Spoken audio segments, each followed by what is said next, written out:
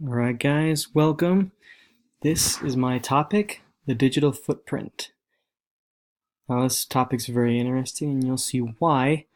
As we look at it, a digital footprint, what is it exactly? A digital footprint is the data or information that we leave behind. It's a sort of trail that people can follow to see what kind of websites we visit, the things we post, comment, like, even buy in the places we live and our information and personal information like that.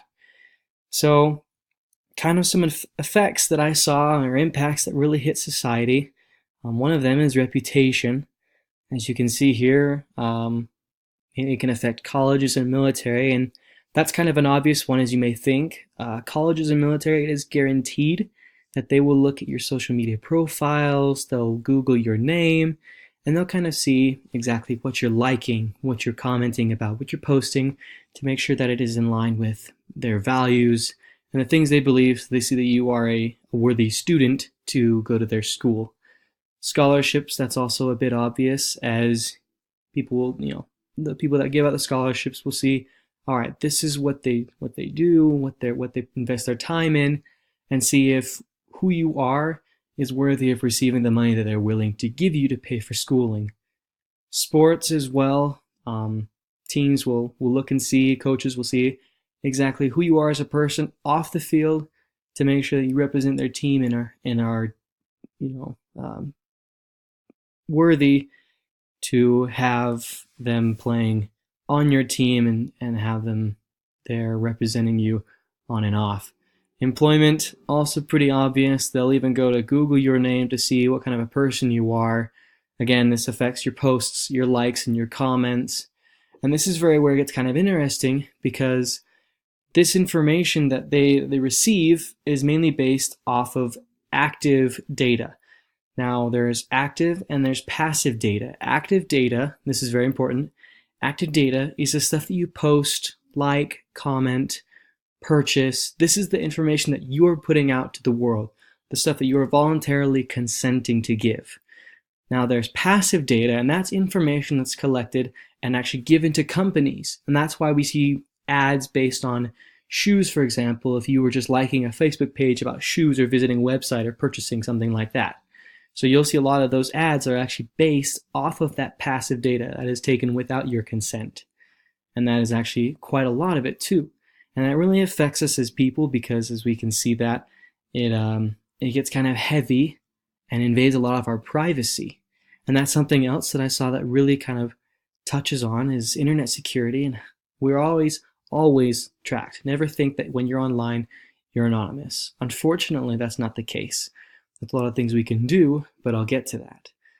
But just so you know, anytime you get on the internet, you log onto a website, you will always be seen on that with your name somewhere attached.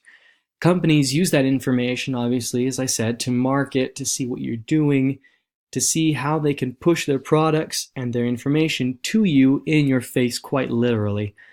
Now, it's not exactly, in a way that we like, and this is often a topic that is frowned upon because people like their security.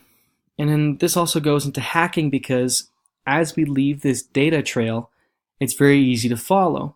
It even goes to a point where if we were to post our full birth date, including a year, hackers can find that information and based just off of your birthday can track you down, which is kind of scary, because if you think about it, how many times do we post things on Facebook like, oh, I just turned, 22 or whatever. We always see that. So it's very important to be careful of what information we're posting. We have to keep it clean. And when I say keep it clean, I mean that we need to watch what we're posting. We need to make sure we're smart in the way that we use the internet. There are various tips that are given, and I saw a few of those that include things like blocking your cookies. These are those little pop-ups. And although you may put in more passwords and you may do a little bit more involvement with the internet, more things you have to log into, it's safer and a smarter way to surf the web. You can also do things like close your old accounts. For example, if you had a MySpace, which I don't think anyone does, but if you were to have one, it'd be smart to get rid of it if you didn't use it, or a Facebook account, or an Instagram. If you're not actively on it, it's best to get rid of it, because that's less that someone can hack into your life, your internet life.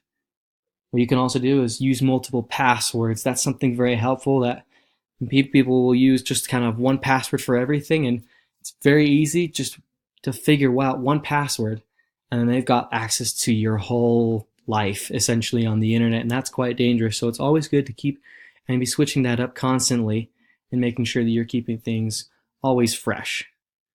Now, these things are tips that are given. You can always use a professional to find out ways of how to keep your internet safe and how to keep yourself avoiding anything crazy. You can also opt out of things, for example, of people searches, where people can, you see things like phone books essentially, where people can search your name and find where you live, your phone number, people you live with. So it's good to opt out of those as well, and to make sure that you're kind of distancing yourself from the internet while you use it. It's probably the best way to go about it. Now, digital footprint, that's a pretty big thing to watch, and so you always need to be careful on how you manage that.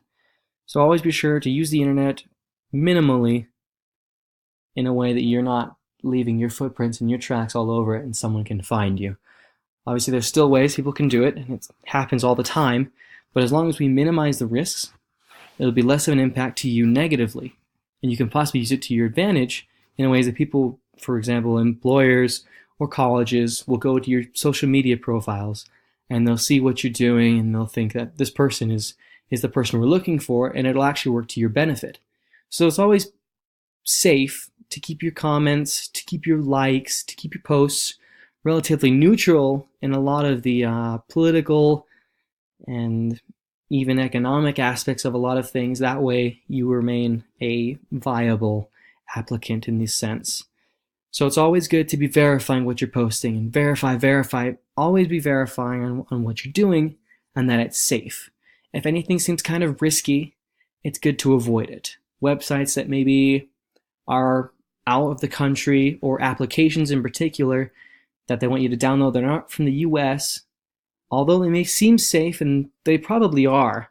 You always need to be careful just in case, because in the US you can actually, take advantage.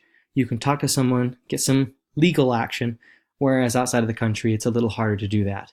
Always be watching your reputation, whatever you do.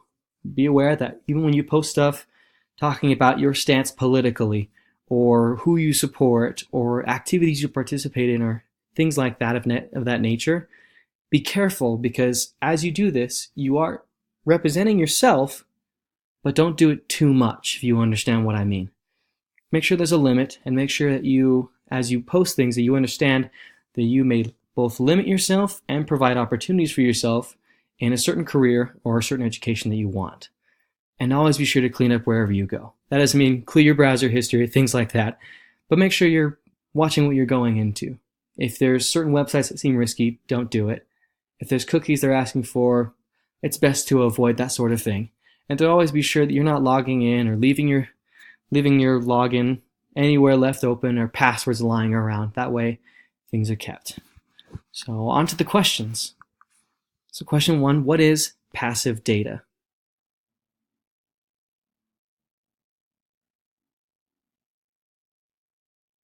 Now, if you are curious, the correct answer is D, that is data collected without consent. That is the information that you've posted, or maybe, the information you haven't posted, but when you visit websites and things like that, companies will take that information, your data trail, and they will use that to market and put things specifically onto what you're browsing through.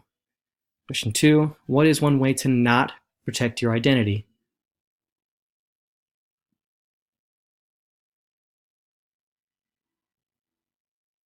Now, all of these seem reasonable, but obviously the correct answer is B. There is no real reason to limit the use of certain websites, but it's always good to use multiple passwords, to block the cookies, and closing unused accounts to keep yourself safe and to keep yourself at least a bit more protected than what you could be. And that's all I have for you guys. I hope you're able to learn a little bit, and thank you so much for watching.